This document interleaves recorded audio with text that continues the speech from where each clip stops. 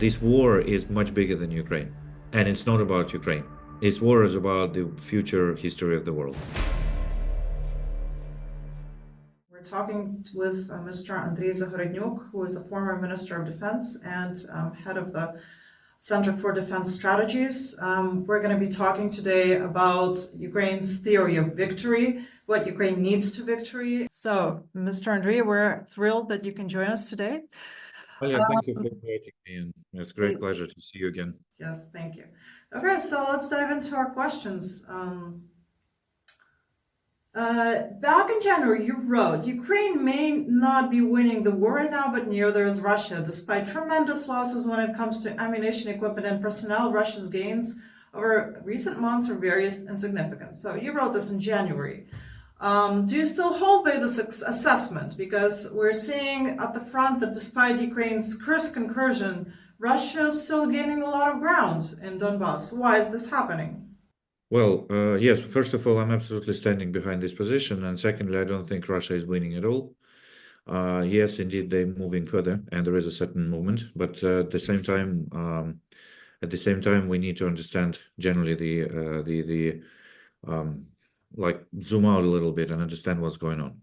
So first of all, let's remember that Russia is still a very formidable. It's a huge force. Despite their all setbacks and losses, and the fact that they lost like 600,000 people, over 600,000 people, and immense amount of equipment and resources, this is still a huge army. It's one of the biggest in the world. Definitely by size and budget, it's in the top 5. And at the moment, it's still gaining a lot of people, and it consumes at least what we look 40% of Russian state budget. We understand that it's difficult to actually calculate how much money Russia spends on in absolute figures, how much money it spends on the military, because lots of the parts of that is actually put in the different elements of the budget, so it's not necessarily shown as spending for military. At the same time, some people think that this is about a half of all money Russia spends right now. The Russian government spends right now. It spends on war-related or military-related issues. And so we're talking about tens and tens of billions, probably a lot of unaccounted funds and so on. All that is focused solely on Ukraine and solely practically on trying to advance in one region. We're talking about hundreds of thousands of people. We're talking about at least 1.5 million of armed forces altogether. We're talking about academies. We're talking about reserves. We're talking about a production complex and so on and so on. We're talking about tens of different large facilities. As you could see, Shahid drones, for instance, there's been a recent report that only over the last 2 months we had 4,000 incursions of the striking, and this is just like one type of product which flew to Ukraine. We're saying that Russian regime clearly understands that this is an existential war for them. We knew that all the time, so we discussed that back in 2022. I think. I mean, it's been like a lot of these kind of statements that for Russian regime, after it went to enormous losses, enormous sort of damage to Ukraine in terms of people, destroyed cities and so on. So clearly they are what is in English is called all in, which means that like they're completely invested into this war. So since it's not going according to the plan, Russia clearly is putting more resources because they think that throwing resources will solve the problem, at least partially. And so all that is focused right now on stabilizing the front in different areas, such as like south and the east, and then advancing in Donbass. So they're trying to advance in one particular area, which we all know, and basically everything they do right now, the whole progress they do, which is like again costs them tens of thousands of people, because they're losing approximately 1,500 people a day right now. So that's all of that is essentially, basically all of that is all they can do. So now, question: is that winning? Is that like we're talking about? Can we call that a winning? Can we call that everything goes according to the plan? And can we talk about there's like as a success? So that's the first question, and this is a bit rhetorical question because any other army in the world would not call that winning. If you would have like in the United States, hypothetically, or any NATO large army, who would be in a very hypothetical scenario, because in a real world this scenario is impossible, spend half of all their money on the war, and that at least at the moment it's impossible. Invasive war, which means that war which is not existential to the regime. I mean, at least it was in the beginning. They could easily survive without that war. Russia could flourish without that war. So they started unnecessary war, unprovoked, and so on and so on, and then basically have that type of performance. That would be called disaster in any normal situation. So it's very interesting that the world usually don't get it, and that's what I think it's a big problem which we have, and we need to address that problem, including with this interview, but of course much wider. Is that the world needs to get it? The world needs to understand that this is a disaster for Russia. This is not a winning for Russia, but Russia is extremely successful in information war, and they are pushing this idea of success, which so many people basically decided that this is like Russia is doing very well. And I can tell you that I've seen some people from European Union.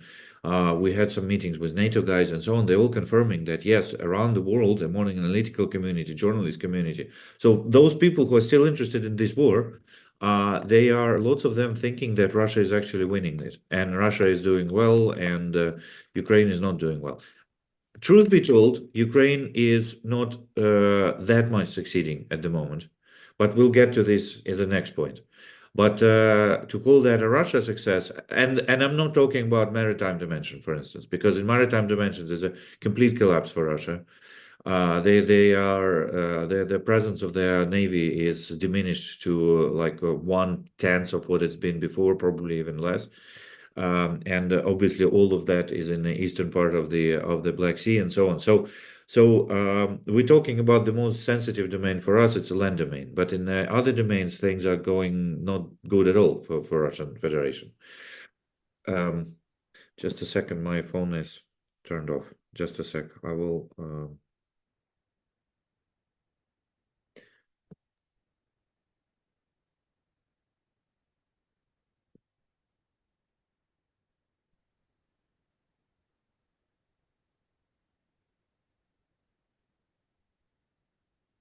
Okay, so that was the first question. So that was the first part of the answer. Second part of the answer related to what's happening in Ukraine, from Ukrainian side, and generally what's happening on the front line. By the way, I would like to remind everybody that we are issuing daily report from the front because from our own sources, we constantly have people who are looking at that on a daily basis, and this is in English language. It's free of charge. It's in Substack CDS Daily Brief. Please subscribe, whoever is interested in what's happening on the front line on a daily basis. We issued it every single day since 16th of February 2022. Okay, so the thing is this: Ukraine is basically, this war has a very unusual setting for modern wars. It's more the setting for operational setting, which means that how the forces are built, what types of operations are done. It's more the setting for the wars of 20th century, middle of the 20th century and the end of the 20th century. The last war which we had like that, apart from Russo-Ukrainian war, was actually Iran-Iraq 1980-1988. It was very similar to the operation setting. And certainly that wasn't like a modern war of 21st century. Why? Because it's mainly land dominated, and it's the 90%, if not more, of all battlefield activities are concentrated in what we call a tactical depth. So which means from 0 to 30 kilometers into the territory of each side. The only thing which is different is, of course, the UAVs, drones, and electronic warfare, that sort of stuff. but still they operate in the same area. So essentially, they're replacing, to a great extent, they're replacing the long-range firepower, traditional long-range firepower, such as artillery, MLRS, and so on. So essentially, drones are playing the role which traditionally been played by artillery or mortars or by MLRS.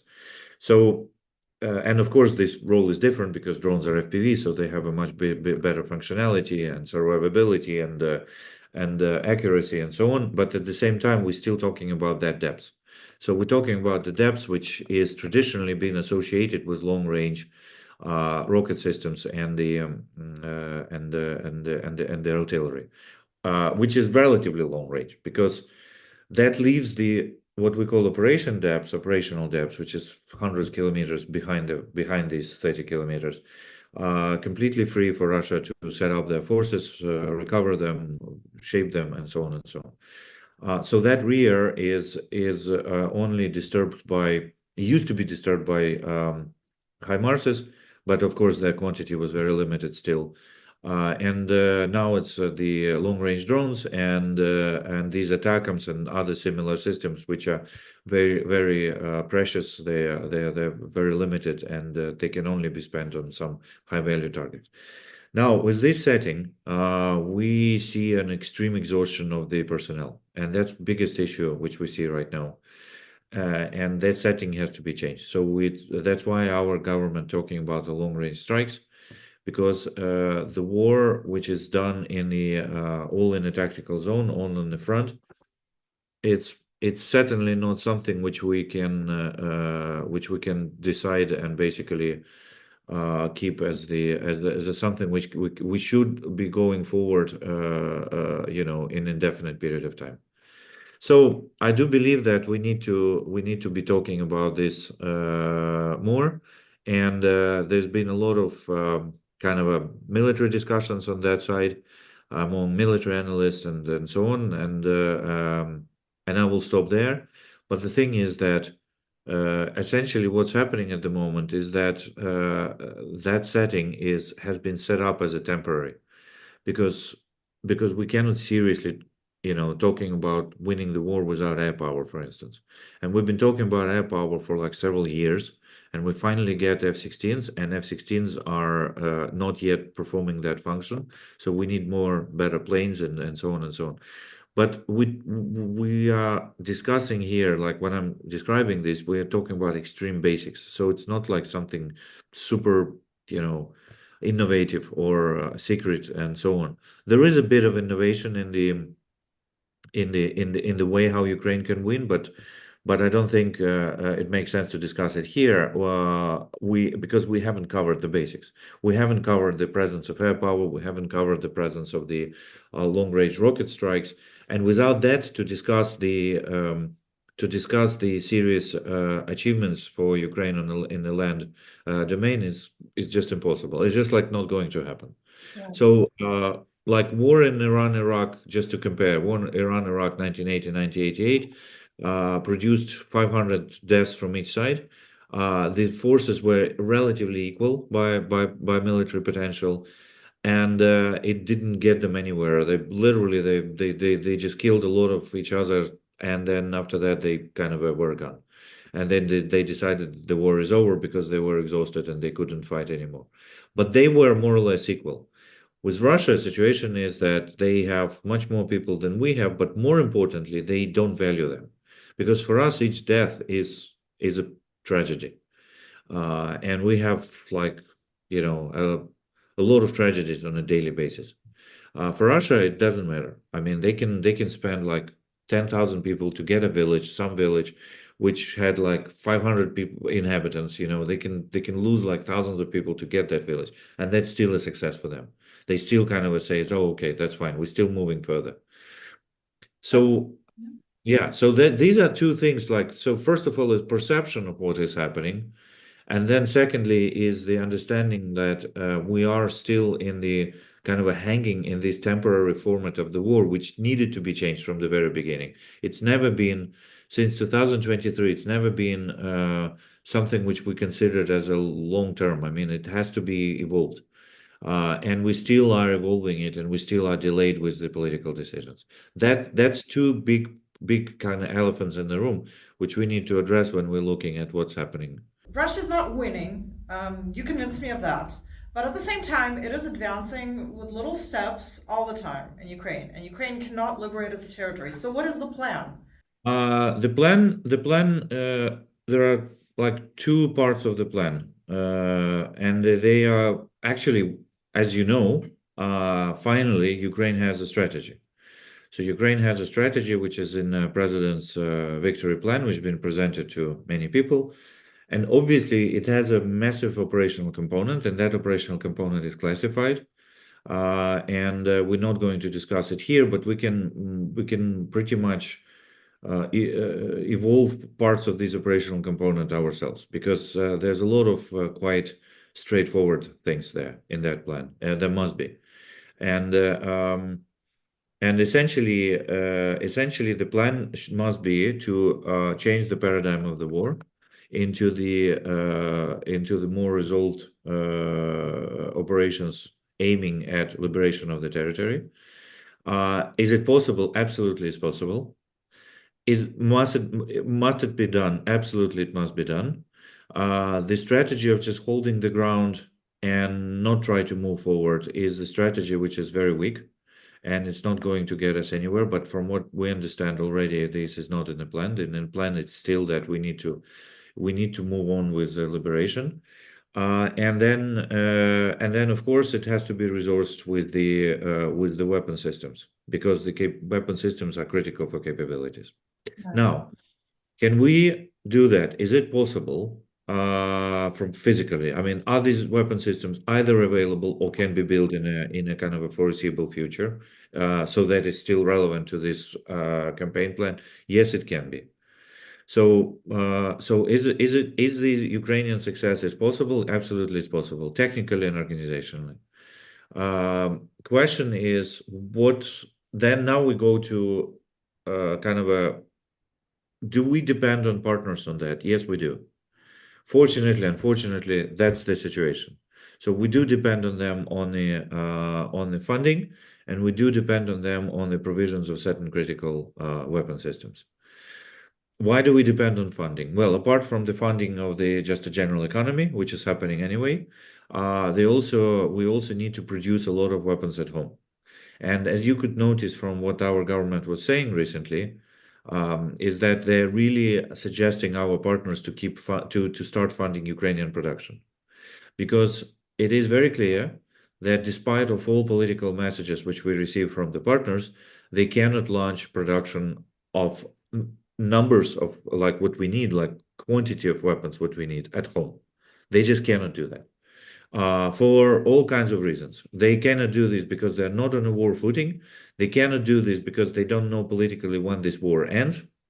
They cannot do this because their investors are very reluctant to invest without understanding that the quantities, basically production capacities, which they would be building, would be required for the decades or something like that. Nobody's going to guarantee this to them.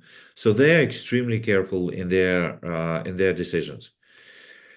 And as such, we are in a situation where we need to initiate it all ourselves. We're happy to do that. Our production complex is developing crazily. I mean, it's just a new companies appearing almost every day, and the existing companies are extending their operations. So we can do perhaps 80% of all quantity of weapons which is needed to this war. At least on the, say, ground side, and some obviously drones and so on. Like most of the drones, probably all the drones which we can do ourselves. We need components, and yes, we need funding. So the government is talking for months now. I mean, months to our partners about funding. As we know, there's only one country right now funds Ukraine. That's Denmark, and there are a number of countries which are discussing this. So that's the first thing we need to go through. Second thing we need to go through, not in a matter of importance. It could be other way around. Sorry, not in a sort of sequence. It could be other way around. The second one is that we need to sort out these deep strikes, because without the allowance to hit into Russian territory because Russia is is operating from its territory. It's just impossible to look at the serious plan, which would be seriously thinking about the military success. And again, we're talking about extremely basic logic. We're not talking about anything like super innovative and so on. No single general from NATO country would seriously, looking in your eyes, will tell you we can achieve any kind of military success without an ability to strike to enemy's territory. If with this operation setting, where Russia is throwing at us all their capabilities from their territory, and they know all about that. That's been going for 3 years. And looking at the map, which bases they use, where they're located, where their division commands are located, and all that. Seriously say that Ukraine can not win, but actually somehow succeed to be on a winning path, without striking Russian territory is just a joke. And they know about that. I speak to NATO military guys like not every day, but certainly, on a kind of every few days, an average, So yeah, it's just like, saying that this is saying political statement that yeah, we want Ukraine to succeed, Ukraine needs to win, and at the same time not allowing Ukraine to strike to Russia is just a bad joke. And because it just doesn't fit. So that political message and that sort of restriction, they work against each other. They're not in the same realm. So that's the second one. The third one should be air power. Thinking that in the modern war, where Russia is using gliding bombs, about 900 a month, right? Sorry, a week, not a month, a week. And seriously discussing that war and arguing whether Ukraine's winning or not, and blah blah blah, all that stuff, without looking at the air power component or planning something without looking at air power component is also a joke, because not any serious joint command of NATO would ever plan the war these days, and I'm talking about this century, so starting from World War II, well, it was last century, but also starting from any modern war. So any modern war, without the air power, trying at first of all gain air superiority, but even without air superiority, at least air parity and at least air denial for Russian aviation, at least air denial. So taking that component and kind of throwing it away from the equation and saying, no, we're not looking at the air right now. Let's look at the land. It's a joke, because everything they studied in their academies, and again, like all NATO generals who are caring about this war, and this is like a vast majority of NATO generals, they're extremely candid and extremely open about that. They're saying they understand this like 100%. They understand this completely. So it's not a military question; it's a political question, and this political question is clearly putting our NATO generals, partners, and all kind of military in a very difficult position, because when they come to us and they talk to us, we go to them and we talk to them, they absolutely understand that we're talking about the basic principles of the war. That without air power, without seriously considering air power, without seriously considering striking into enemy's territory, and so on, it's not going to happen, and so that we need to address that, and we are addressing this. So it's not like we don't look at that. Of course, we are looking at that. We're addressing these issues, and so on, and they're being resolved. So there are like there is a serious movement on the air power improvement. There is like already some considerations about the funding drones and funding other military production in Ukraine.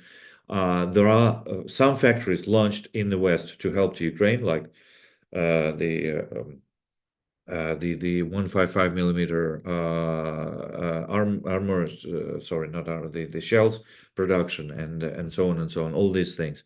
So this is happening. It's happening awfully slow, but it's happening. As you know, the allowance to strike to Russian territory is not yet happening. I'm kind of leaving this without comment because I explained it well.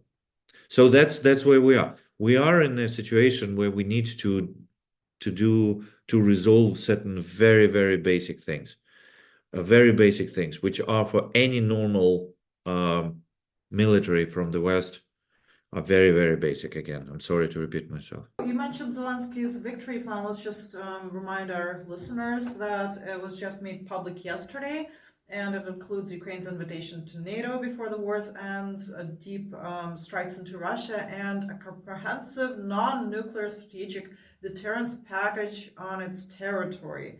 And of course, you said that there is a part that is secret. So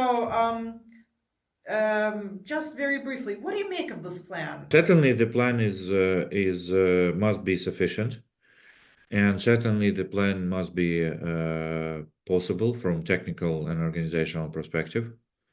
I know that there's been a lot of very smart people working on that from our agencies, government agencies, and so on.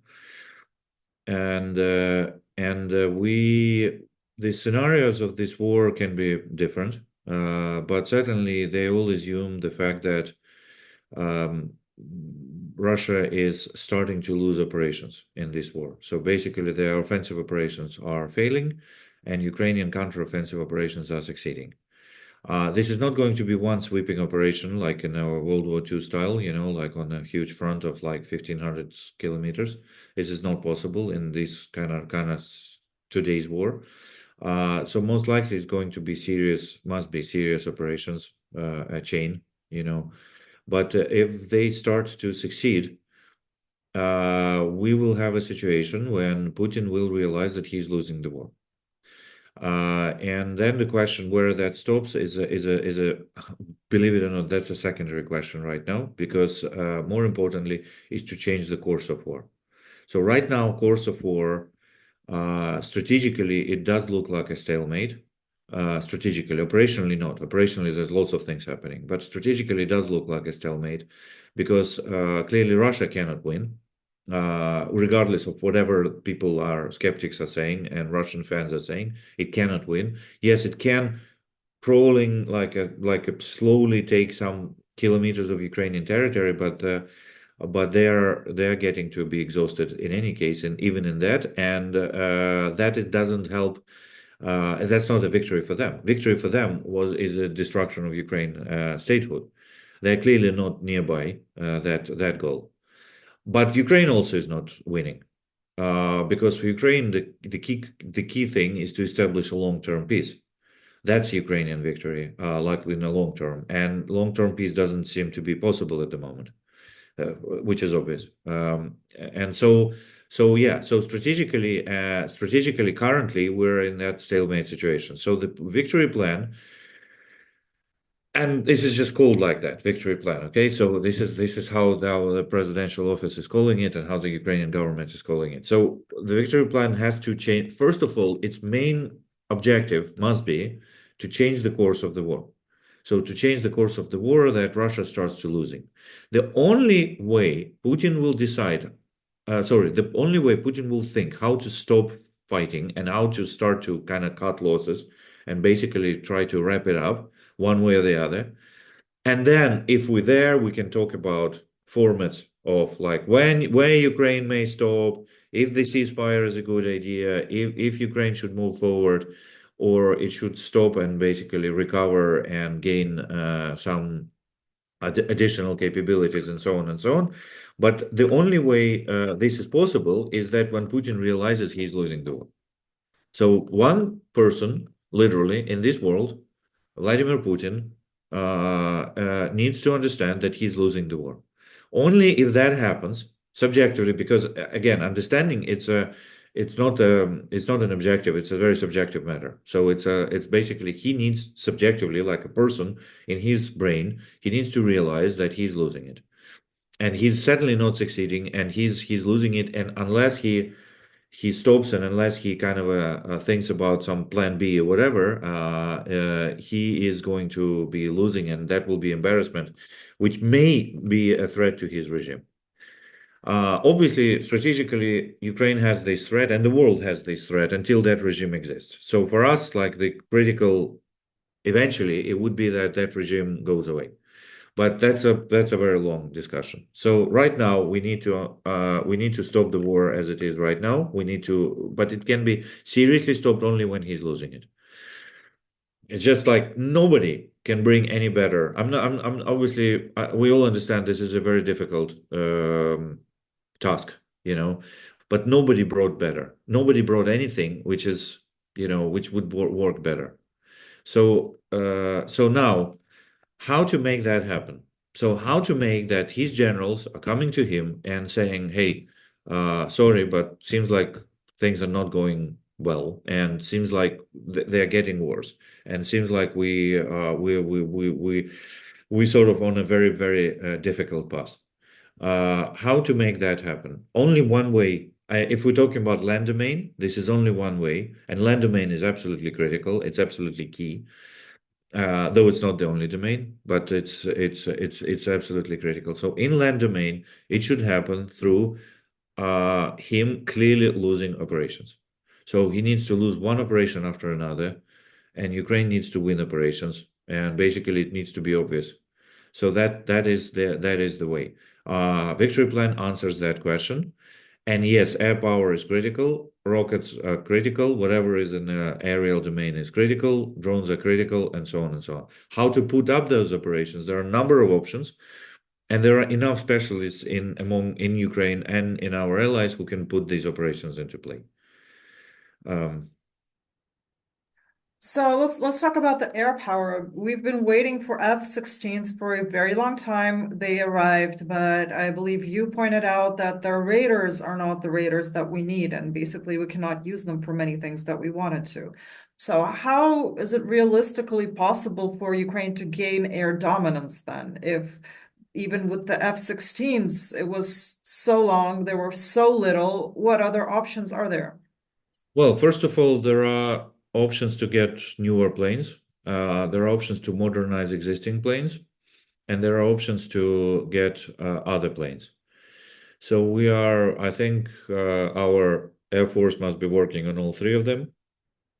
And as we could see from public statements from Minister of Defense Umerov, who just recently said that they're working on the other planes, including French and including Swedish, and that's a great news because yes, it will be technically much more difficult because having one type of plane is always easy from many different perspectives, maintenance, training, and so on. But at the same time, if there is a shortage of planes which we can get, well, then we have to get whatever we can. But the key component here is not the actually age of the plane. It's not the age of the platform, and it's a comparative value. So how we are competitive against Russian planes. That's the only thing which matters. Because if they're not competitive, then their use will be limited.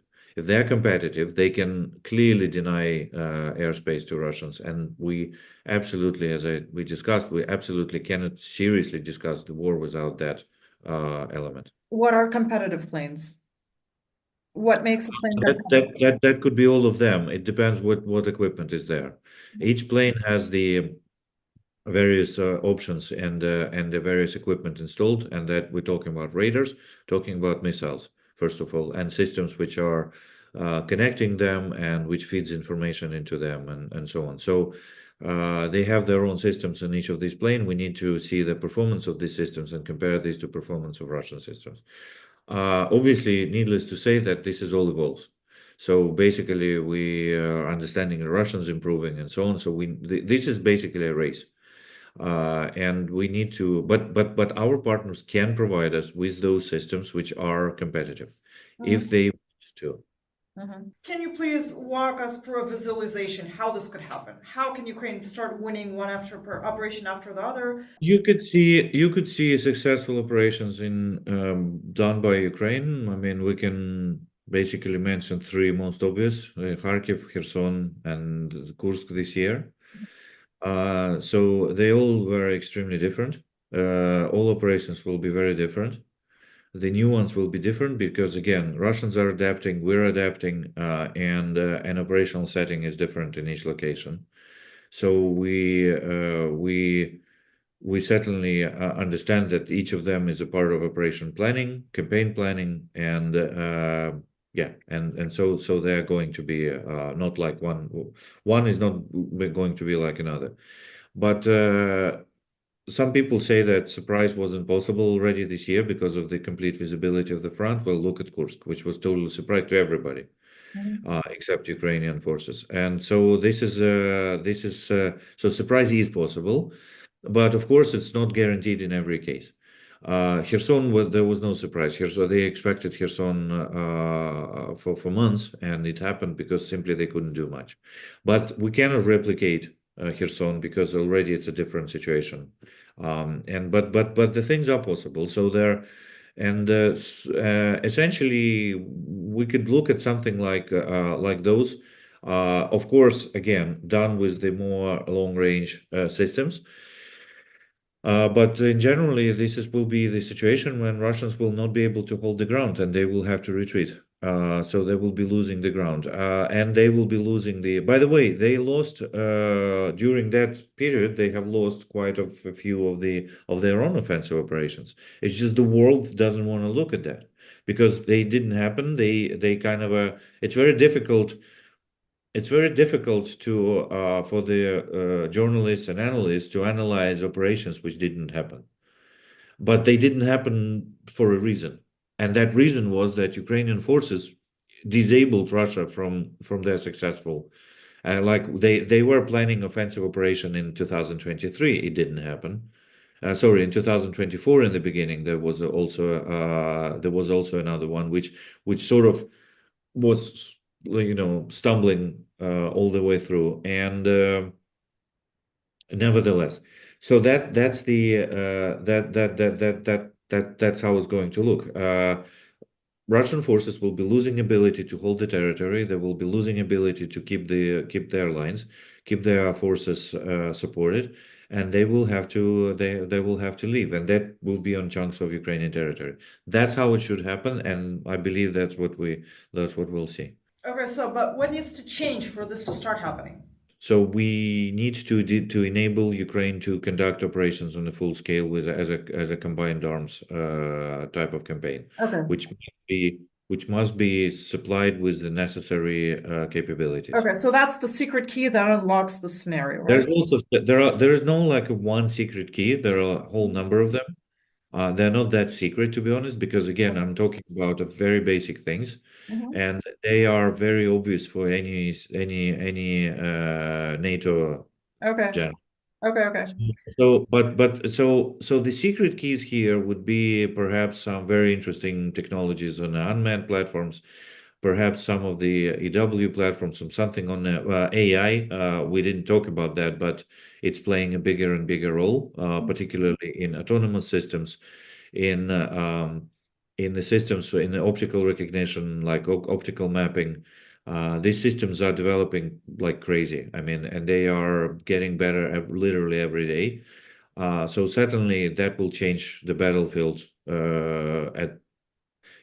Look, if we look at the beginning of 2022, Ukraine succeeded and liberated half of its territory with the weapons which it had from previous days, which are mainly were all Soviet kind of a legacy weapons and Ukrainian weapons developed based on those. So essentially, we're talking about very conventional approach, very conventional type of battlefield, and so on and so on. Russia made lots of mistakes in the first days of the war, and Ukraine used those mistakes and sort of succeeded. Already by end of 22, those first of all, those weapons were like expired. I mean, they were used out, so there were no the stocks were depleted and so on. So Ukraine started to get more weapons from NATO.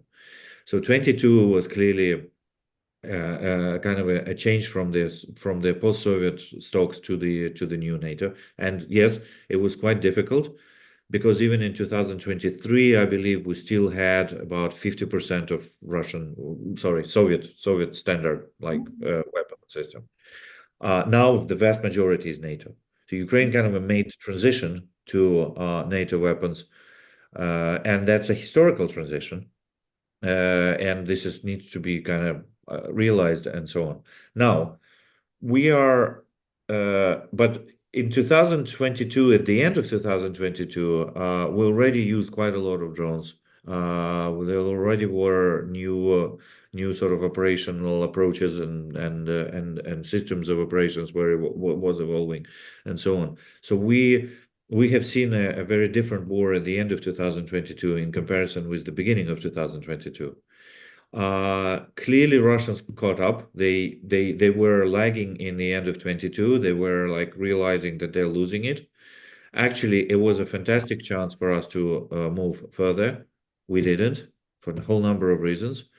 And then in 2023, we spent quite a lot of time on preparing for something which didn't work out. So, but Russians were evolving their operations. They built a lot of drones. They built a lot of like new weapon systems and so on. So 23 was very different from 22, even end of 22. Now 24 is very different from 23. So the adaptation and the evolution of this war is tremendous. I mean, things are different completely after half a year, and they're changing on like as we see them, you know. So how the war is going to look like in 26, how the war potentially may look like in 27. Hopefully it's not going to go to 27, and hopefully it will end in 25. But how it may look during that period of time, what weapon systems will be dominating front, and we are in a sort of we are in a kind of decisive moments for certain systems. So will EW systems will be able to block FPV operations? If that's the case, I don't think it's going to be the case, but just in case, then we'll see one setting, because that means that it will be EW war. If FPV operations still can get through EW and we still can see the like war in a real time, then it will be like FPV dominated war, because whoever has better FPV capabilities will be winning in anywhere. Will FPV capability will go behind 30 kilometers, and it will go to hundreds of kilometers. Because if FPVs, imagine FPV zone is like extending, Now, what about AI? I mean, right now, some people clearly showing us a very interesting, promising developments. There is an immense amount of data is being developed in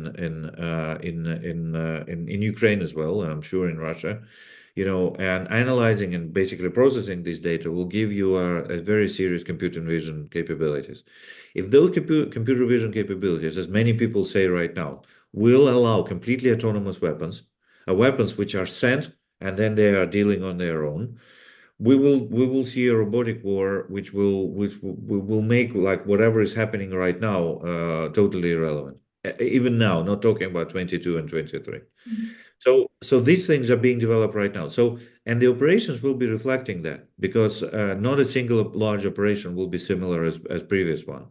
And we need to adapt, and adaptation needs to be part of our competitive advantage. So if we look at this or at all that, we clearly can say that as of now, as of today's environment, like to end of 2024, yes, we can clearly say that some long-range weapon systems are competitive, and aerial, capabilities, tactical aviation, etc., owned by our partners, potentially available to Ukraine, are competitive.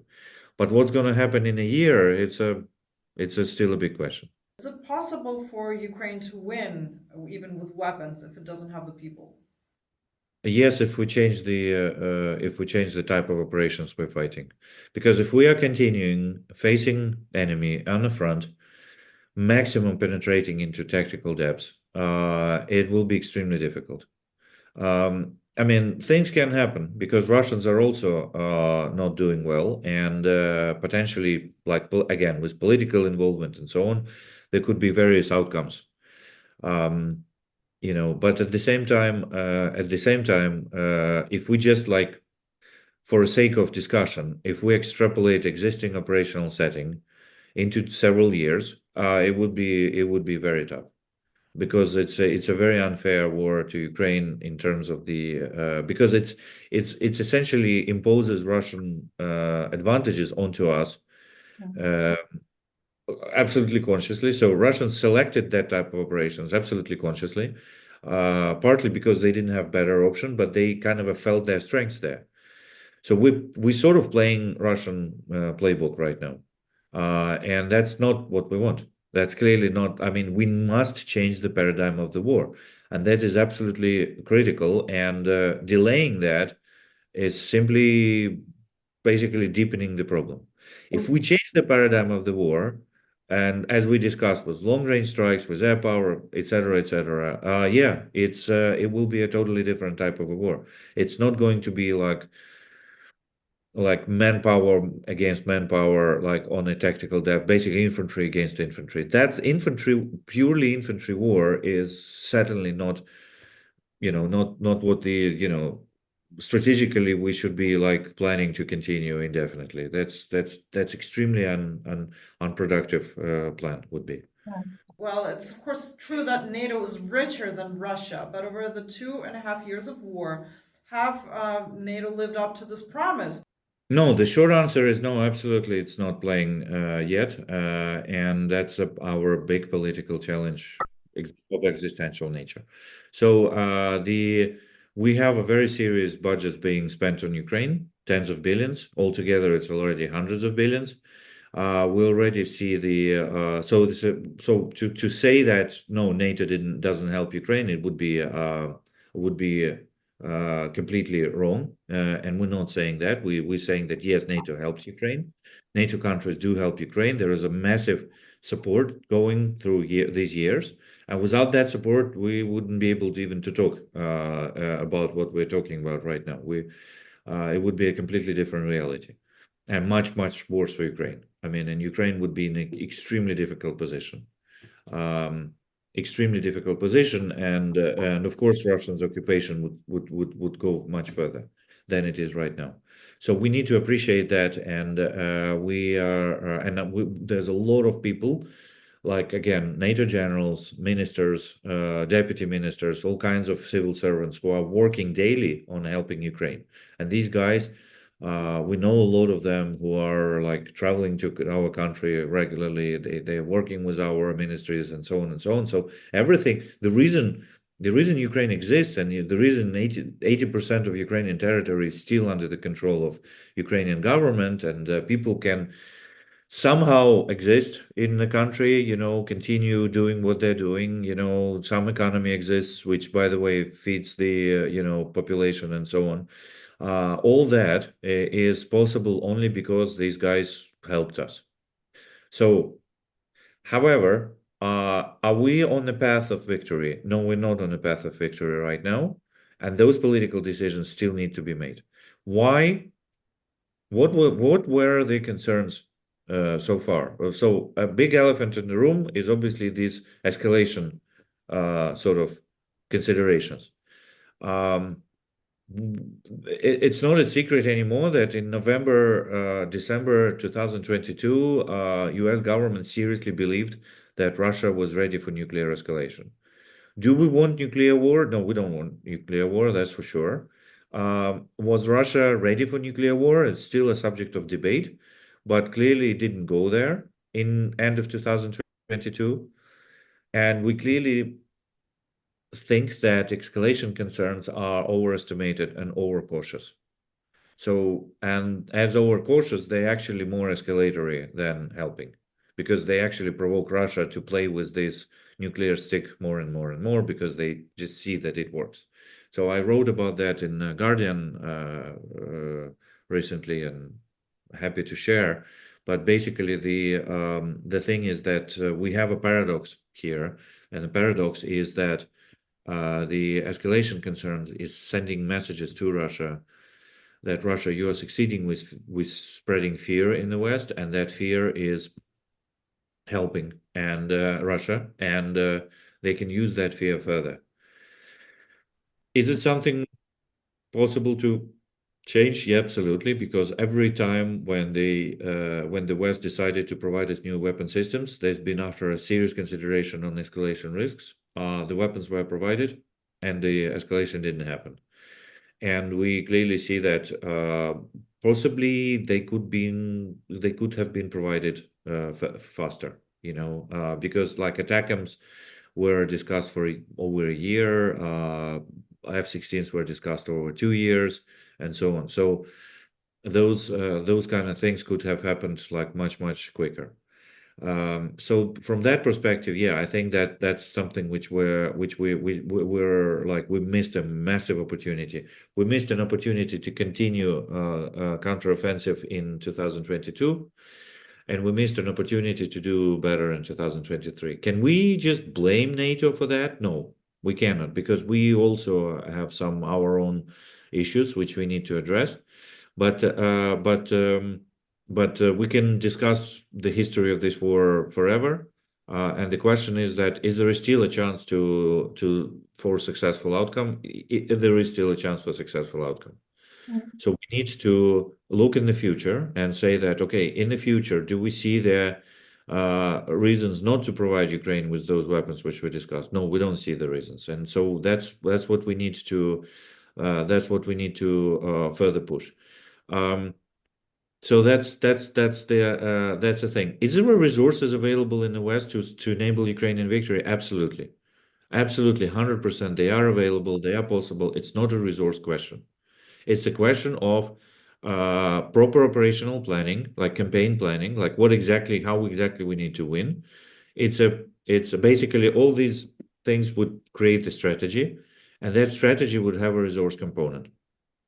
So, but they need to be clearly enabled by policy. So policy level needs to be sorted, because the policy makers shouldn't be saying, no, no, no, no, no, we're not providing Ukraine those weapons. We're not providing Ukraine an ability to strike to Russian territory and so on. So, yeah, so policy constraints are the most problematic ones right now. So which Western weapons were the most important so far, and which ones does Ukraine need right now the most, apart from air power? There cannot be such thing. It's all about combined operations. So there's no secret magic, Wunderwaffe. There is like always combined. Even long-range strikes, like everybody's talking about ATACMS. ATACMS are only as useful when they're used within the operation, within the plan, and with some kind of a role. But it's not like you get some weapon and then you win the war. You get a combination of weapons which enable you to do certain types of operations, and then you win operations, and then the chain of victories may get you to political outcome, which can be in the future called as victory. Okay, so if I understand correctly, victory is not a military term, by the way. Like military victory is not a military term. Military operate with operations, and victory is a political term, because you can potentially like win all operations, and then in history will people look back and say, well, that war was lost. A recent example, war in Afghanistan, which lasted for 20 years. Most of operations were won by coalition. And at the same time, when they left, Taliban returned and runs the country right now. And lots of people consider that was not a victorious war for the West. So, yeah, and there are some other examples, like different ones, when there's been a lot of losses, when there's been a lot of unsuccessful operations and some failures and so on. But at the end, the like Crimean War, for instance, Crimean War was extremely unpopular in the West. It was the first. It was 1850s war, 1853, 1856. This was the first war which was broadcasted in a real time, like now. It was because of telegraph. They invented telegraph. And so people in London were reading the news every morning from yesterday's front lines. And the front lines were not ready for that transparency because there were a lot of mistakes, there were a lot of logistical issues. There was a problems with food supplies, there were problems with warm clothing supplies, were the problems with the failed battles, operations, lots of casualties, problems with medical care, and so on and so on. And people hated that war. Everybody was saying that it's not going well. Very similar to what they're saying right now. That it should be stopped. It was very unpopular war, and things were not good. So things were not happening. And there's the most famous battles and most famous historical examples from that war are actually losses. Like when people lost battles, and so there were. So essentially, like everybody hated that war. But at the end, when the peace treaty was signed in 1850s, in 56, it ended up with Russia had no Black Sea fleet, and Russia regime was on the brink of this complete disaster, and the Tsar was like depressed, and he pretty much like effectively killed himself. He didn't kill himself; he died of pneumonia, but he kind of created pneumonia artificially. He was like, anyway. So basically, people historians think that this was like suicide, concealed suicide. Anyway. And so now it's considered that Russia has lost this war, but back in the day, people were thinking that everything is going bad, and so victory is a historical term, but it's also a political term. Much less it's a military term. Military term is a successful operation or unsuccessful operation or partially successful operation. Right. So what we need to do, we need to enable successful operations, and the chain of them will lead us to political victory. If I am understanding you correctly, for success, Ukraine needs a plan with its Western partners where operations will be planned, it gets resources for these operations, and the thing that is preventing this are political decisions. At the moment, yes, and plan is ready. So The plan is ready. I have good news for you on that. Yeah, if we were talking about 2 months ago, I would say yes, you're absolutely correct. Now we're already at the stage when plan is ready. So it can be, of course, improved. Probably it could be kind of more detailed and so on and so on. But the general plan, overall strategy is ready. And it is agnostic from what we hear, even from yesterday's speech of President in Rada.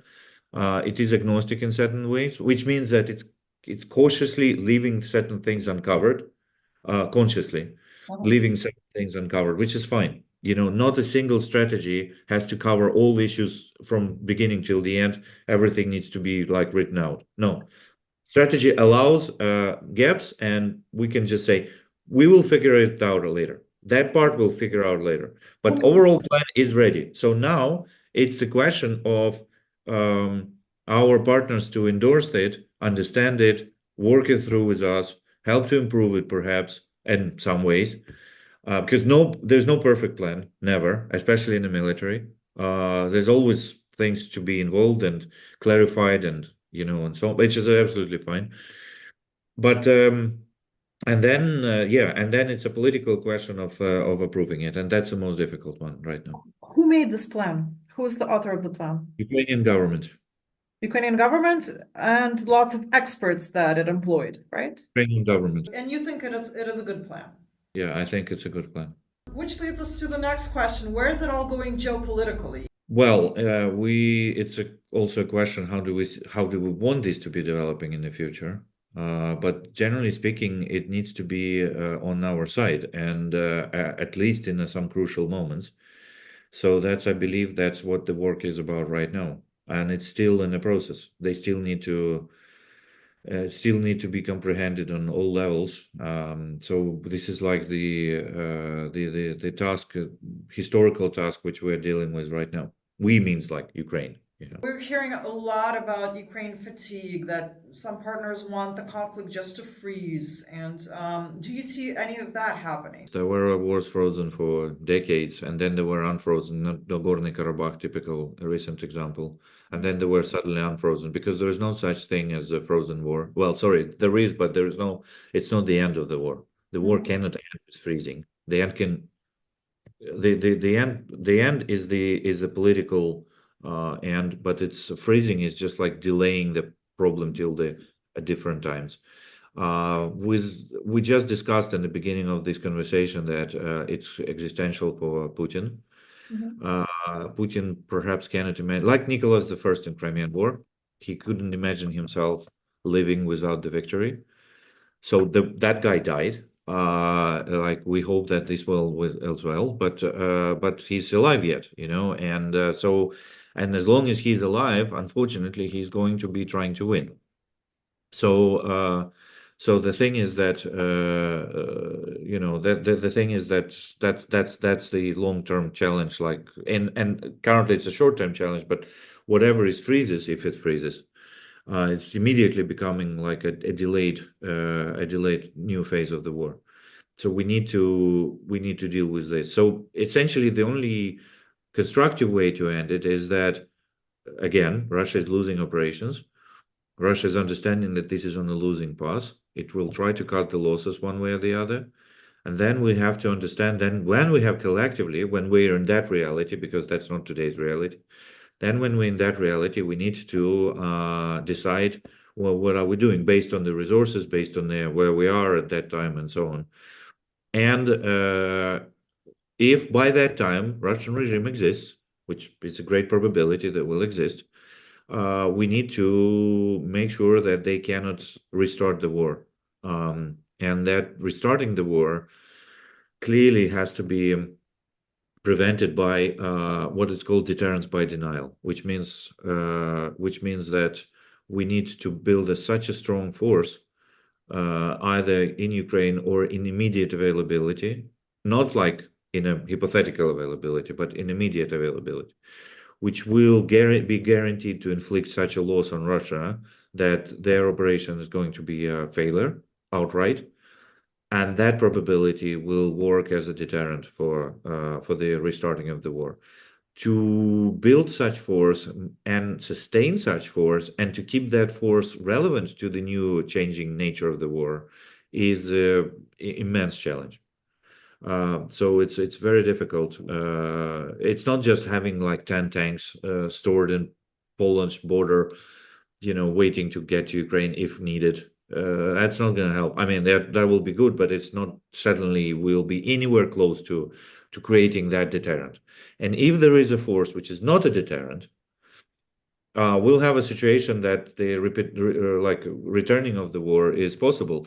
Putin did that already with Chechnya. If you remember, Russians frozen Chechen war with Khasavyurt agreements, and after that, Putin kind of unfrozen it and decided to kind of restart it. So he clearly can restart that one if we don't build this denial mechanism. Right. Okay, final question. So, the world is watching the United States and awaiting the results of the election. What would a Trump victory or Harris victory change globally for Ukraine? Everything, pretty much.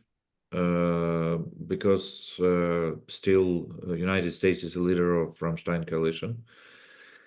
United States is the force which can make pretty much any war. I mean, can change any war. So a policy of United States is crucial for that. United States owns technologies and systems which are absolutely critical, and so yeah, so everything.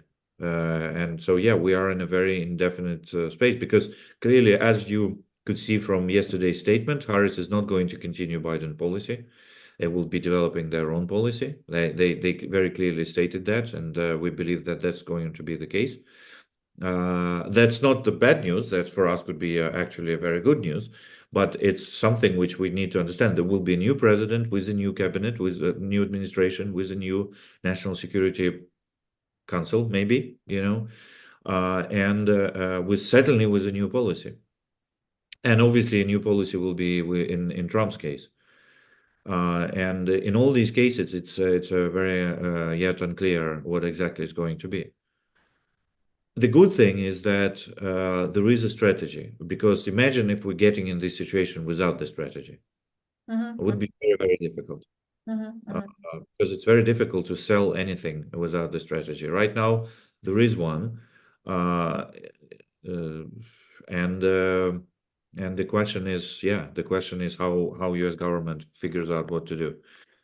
And two final questions from our patrons. So, if you like this conversation, please subscribe to our channel. And if you want to see more of these interviews, become our patron, and then you will have opportunities to ask questions to our interviewees. So, Wolfus is asking that support of Western countries is largely hanging on support of the commune populace in the long run, and far-right politicians are exploiting this and spreading misinformation about Ukraine. How to effectively counter this, because the lies mostly seem to be faster than the truth? Yeah, that's a massive problem. We see this happening everywhere. There's people discussing seriously that Ukraine steals money provided by the West for weapons, which is complete bullshit because obviously, first of all, the West is providing weapons, not money for that. And secondly, there hasn't been any single evidence over these 3 years that of misappropriation of those weapons. And that's an example. And there's been a lot of this disinformation. There's you know, there's been also some more difficult questions. Like some people say, well, Ukraine is not succeeding, and that's why it has to cede some territories. So that's not disinformation. This is like an opinion, but at the same time, it diverts us from the right course because it's again, this is not a war about territory. It's like if we tell Putin, okay, take this. First of all, we cannot, but just in a hypothetical environment, Zelensky says, okay, take this city and this city and this city and stop it. Putin will not stop. He will take these cities and then he will say, okay, I'm actually gaining something, so I will continue. Yeah, so there's lots of. Then there is like this opinion, for instance, that Russia cannot lose wars because it has so much resources. That's not the case. Russia lost a lot of wars, much more than it won. But they have this thing about the like Russian invincibility, which is pure legend, and this legend is not supported by any facts. And but they're pushing this so successfully that lots of people think that's the case, and so on. So yeah, so there's a lot of this either blunt disinformation, so some kind of a lies spread about this, or there are some like very, very, very kind of facts which are actually not the facts, but basically theories which are misleading theories. Let's put it this way. Yeah, and so the only way, I mean, I'm not an information war specialist. There are like people who specialize on that. There are, but from what we see so far working is just if you continue to deliver truth to the audience. You cannot run after everybody and say that don't listen to this guy and so on. So we will have that problem forever because many people they take information from wrong sources, from the sources which are manipulative, and also there's lots of politicians, trusted politicians, who use that in their own internal purposes, unfortunately. Mhm. And that we just need to be understanding that that's life, and we need to just bring the truth to as many people as we can. Okay, thank you. Okay, and Xander is asking, what documented initiatives to help Ukraine have been ignored do you want every global citizen to know about? Such as Budapest Memorandum, perhaps that was ignored pretty much. So yeah, I mean, there's been a lot of well, I mean, originally Ukraine is going to be well. There's been a whole movement of Ukraine to NATO, you know, and Ukraine is in waiting room probably longer than you can imagine. There's been generations already in that, in that like grew up in that understanding that Ukraine in the waiting room. One of the things which are currently discussed, and I'm actually quite surprised, but there's a renewed interest to Ukrainian accession to NATO, because, for instance, in the Washington summit this summer, it's been kind of a parked question. Now it's a completely renewed.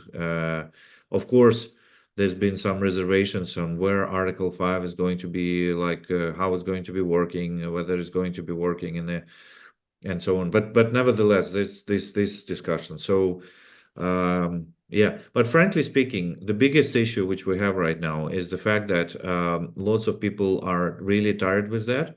And when people in the West telling me that they're tired, I'm just suggesting they come here and just spend a few nights under the strikes of like Russian Shahid drones, and then tell us that they're tired, because that sort of fatigue is nothing in comparison what Ukrainian people going through. It's just, frankly speaking, it's just absurd to kind of to talk about fatigue when you're just tired of reading this in the news. That's how that fatigue is. But realistically, what is normally forgotten, and that's problem, is that this war is much bigger than Ukraine, and it's not about Ukraine. This war is about the future history of the world. And there's lots of, like, every single time when Biden administration, and that we need to recognize that they kind of got it very, like, from the beginning, the strategic importance of that war, the presidential importance of that war, the historical importance of that war. Every single time when he's justifying another support to Ukraine, they're talking about this presidential importance. But lots of people kind of missing that. They think this is about supporting Ukraine because Ukraine is suffering and so on and so on. Well, we appreciate that, but this is not about just this. This is about making sure that the world doesn't fall apart, because the world will be falling apart if Russia succeeds. Lots of people don't think about that, and that's what we need to fix somehow jointly. Thank you so much for this conversation. I think you have given people a lot to hope for, and thank you for this. Thank you for what you're doing. Okay, see you then.